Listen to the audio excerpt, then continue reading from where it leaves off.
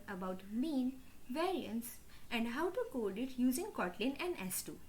So what is mean? Now let's take an example. Your exam is next week.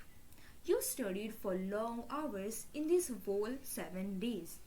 Your data set of your hours studied in this week is 7, 9, 4, 12, 5, 14, 5. Every day you studied a minimum of 4 hours and a maximum of 14 hours. Now you want to know how much you studied this week in general. You want to know the average of it. So what is it? Is it 4, 5 or 14? The answer is mean. Mean is nothing but the average. And average is the sum of the given data divided by the number of data. Mean is defined as the mathematical average of the set of 2 or more data types. Now let's try to find the mean. So the given data set is 7, 9, 4, 12, 5, 14, 5. If we add it, we get a number of 56. And the total number of data set we had was 7. So 56 divided by 7 gives us 8. So the mean is 8 and you have studied for 8 hours every day as an average. Mean is an approximate central value of the given set of values and the symbol of mean is usually an X bar. Now there is a term called as weighted mean. Let's check this with a new example. Now let's say your exam is done and now you have got your overall grades. You have got 97 in maths, 66 in English, 87 in physics and 91 in chemistry. But here we are talking about subjects and subjects has weightage. So here we have different weightage of every subject, which is the maths has 4, English has 2, physics and chemistry has 3 and 3. Now let's try to solve it and get the mean of it. So what we are going to do is we are going to multiply the data set with its weightage. So here what we are going to do is 97 into 4, which gives us 388, 66 into 2, which gives us 132, 87 into 3 is 261 and 91 into 3, which is 273. And now let's commonly find the mean, which is 388 plus 132 plus 261 plus 273 divided by the total weight. So what will it come is 87.83 is the weighted mean value. Now let's get started with the variance. What is variance?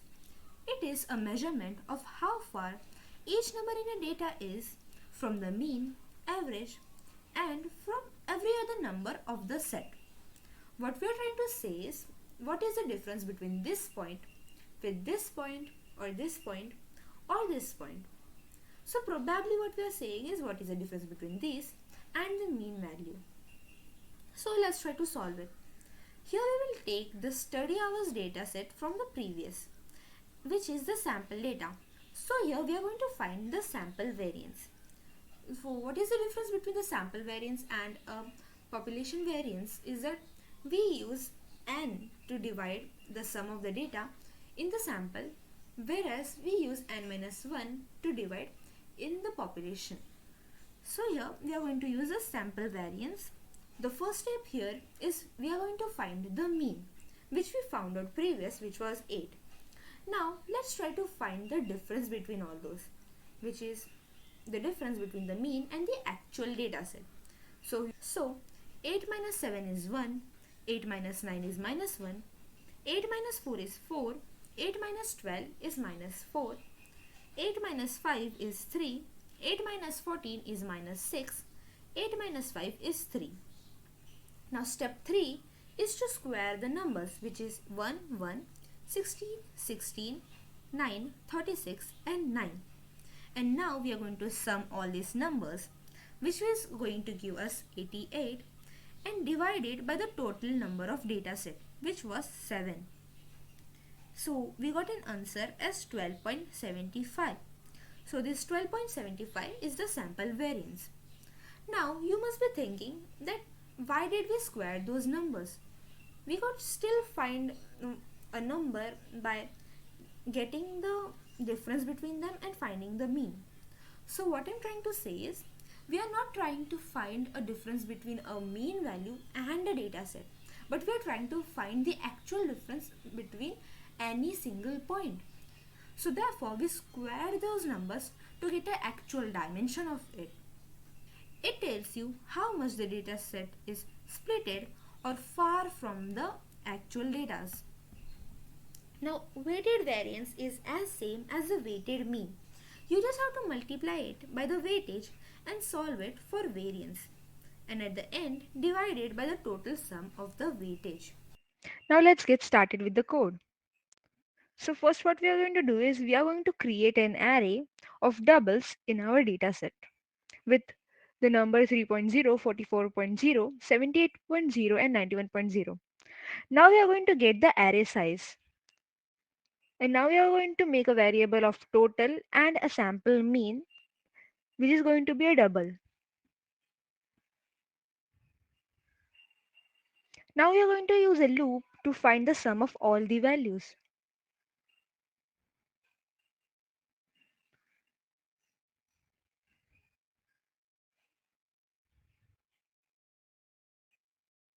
So the sample mean, here we are going to use the formula, which is sum of the data set divided by the total number of data set.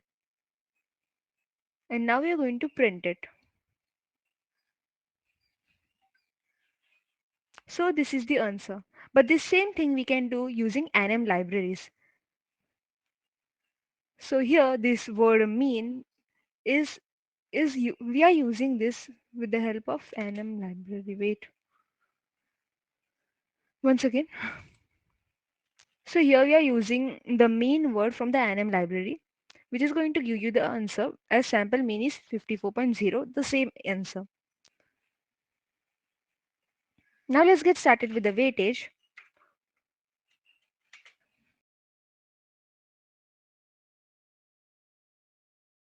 So we created an array for our data set already, and we also created an array for our weights. Now we are going to use the anim library to get the weighted mean by using the word as weighted mean with W and M in capital. And now we are going to print it.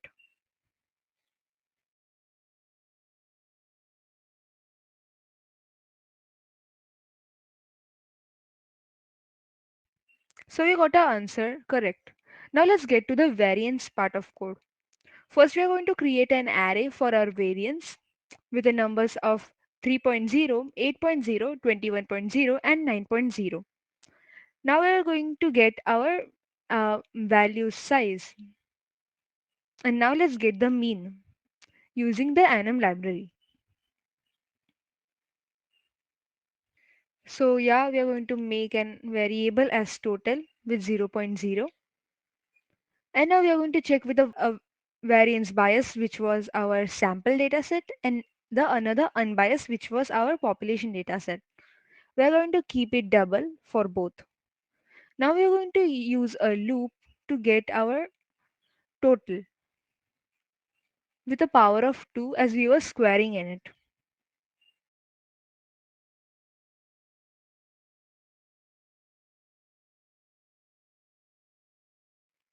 Now we are going to normally divide it by our n in the biased and n minus 1 in our unbiased. And now we are going to print it.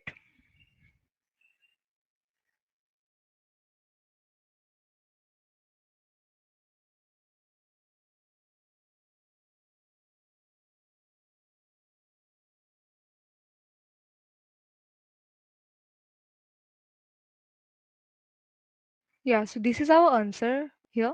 Our answer is correct. And this was all about the variance and the mean part.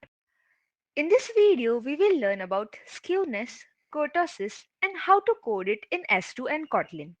So, what is skewness? Now, this is one of the data set plotted, and the line is our central value, or where the mean of the dataset is. As you can see, the data on the left side and the right side looks similar.